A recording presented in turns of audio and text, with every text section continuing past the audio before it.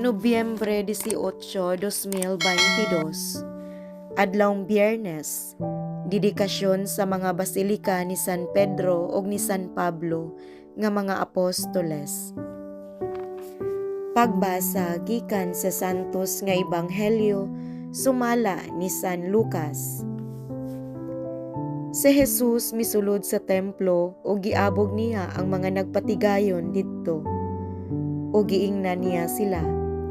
Nahisulat sa kasulatan nga ang Dios nag-ingon, ang akong balay tawgon nga balay alampuanan, apan gihimo ninyo kini nga taguanan sa mga tulisan. Si Jesus nagtudlo didto sa templo sa matag adlaw. Ang mga kadagkuan sa mga pari, ang mga magtutudlo sa balaod, ug ang mga pangulo sa mga tao buot mo patay kaniya, apan wala sila'y nahimo.